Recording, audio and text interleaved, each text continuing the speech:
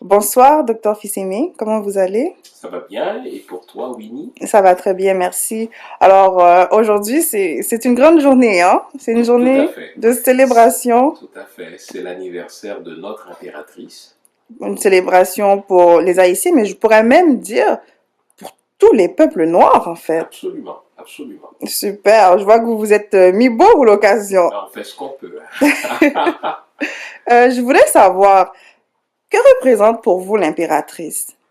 Bon, alors, c'est d'abord une femme admirable parce que l'impératrice incarne un certain nombre de valeurs euh, que je voudrais moi-même reproduire. D'abord, sa simplicité. D'accord? Tout le monde va parler de Madame Claire Heureuse Félicité Bonheur Dessalines dans des termes de verticalité. C'était une dame qui en imposait par sa taille, qui en imposait par sa stature, mais en même temps aussi, les nationaux comme les étrangers disaient d'elle que c'était une dame très simple. Et c'est pas une vertu que l'on retrouve souvent, que d'être parvenue là où elle était quand même la première dame d'Haïti, et être restée toujours simple. Donc c'est une femme que le pouvoir n'a pas grisée, c'est une femme que les titres n'impressionnaient pas, et j'aime ça. C'est aussi une femme qui est convaincue de sa vocation. Elle concevait sa vocation en termes de service. Il y a des gens qui conçoivent le pouvoir en termes de domination. Il y a des gens qui conçoivent le pouvoir en termes d'exploitation ou en termes d'impression, alors que elle concevait le pouvoir en termes de service.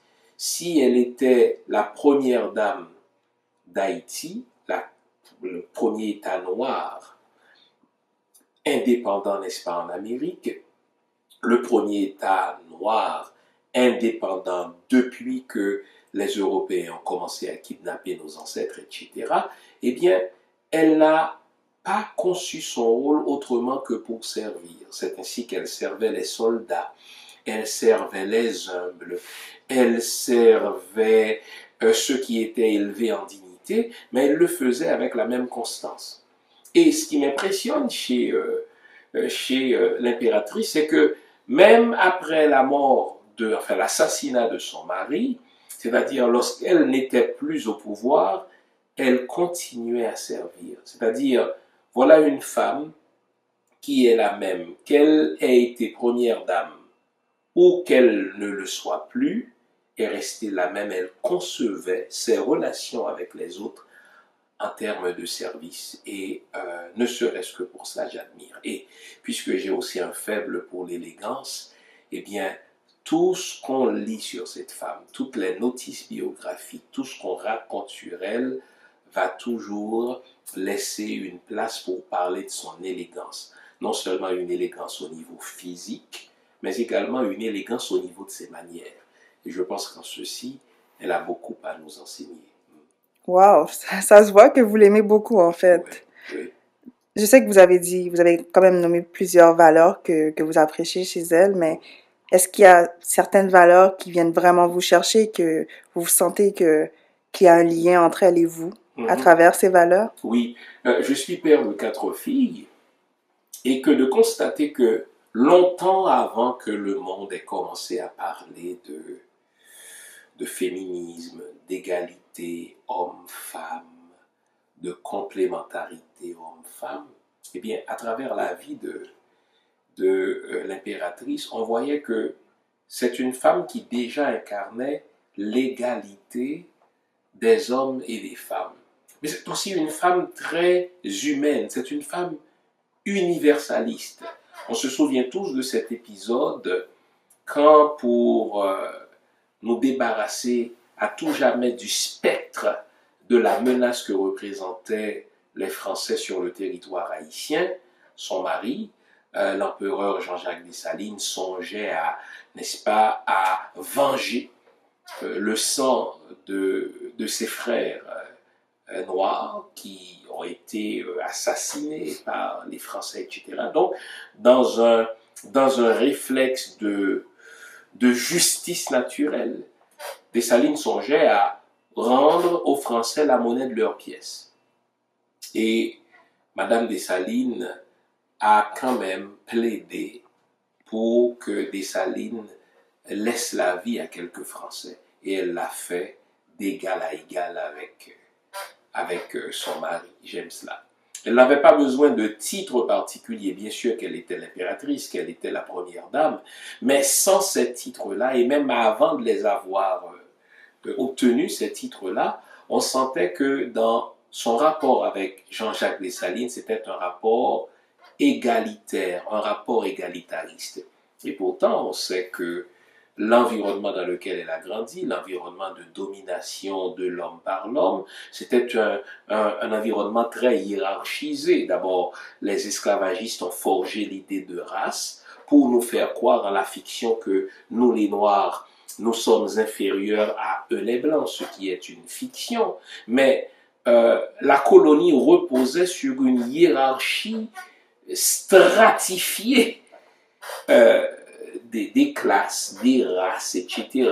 Le blanc était supérieur au noir, et entre les deux, il y avait le mulâtre qui se croyait supérieur au noir, pas vrai?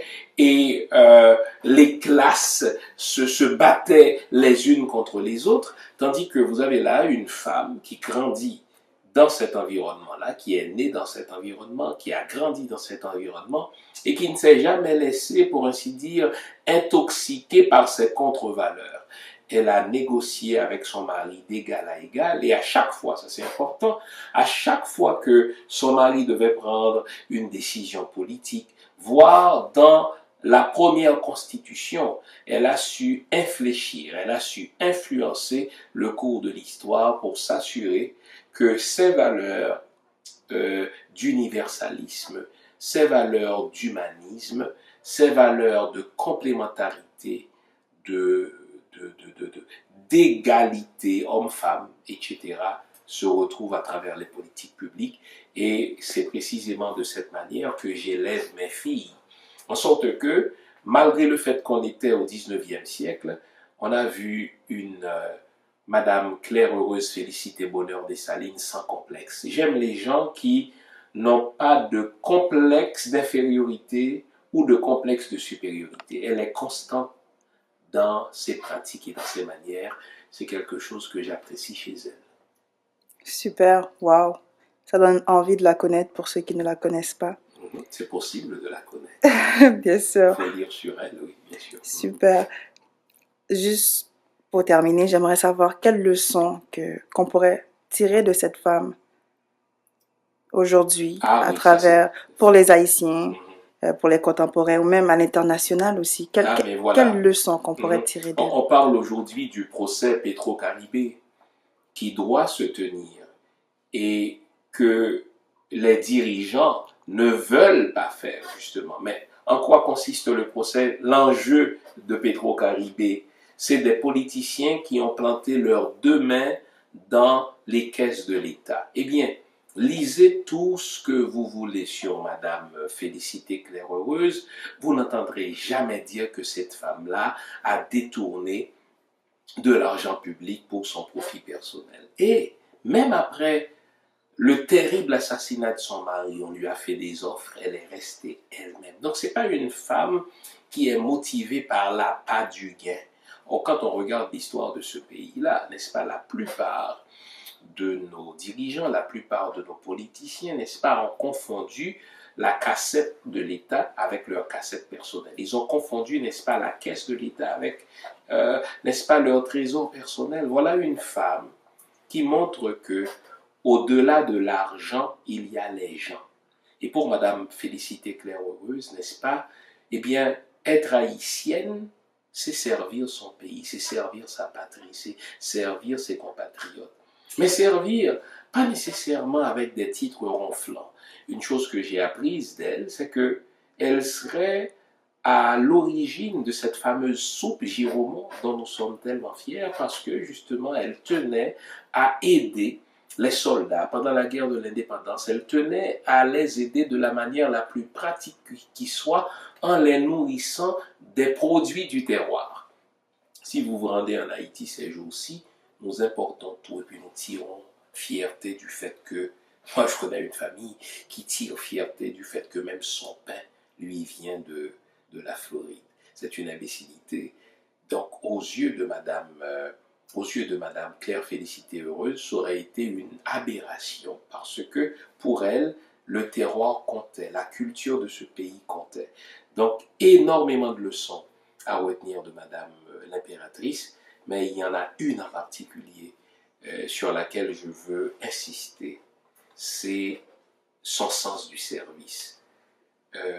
Être parvenu, enfin, être appelé en dignité, avoir le pouvoir, c'est fondamentalement pour servir.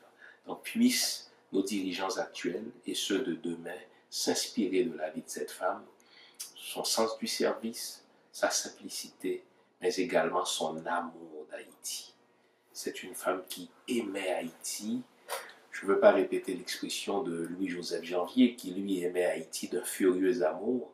Elle aimait Haïti d'un amour de service. Aimer son pays, c'est le servir et servir son peuple. Voilà. Bonne fête, Madame l'impératrice. Merci beaucoup, docteur. Je vous en prie. Bonne célébration. Merci, à vous de même.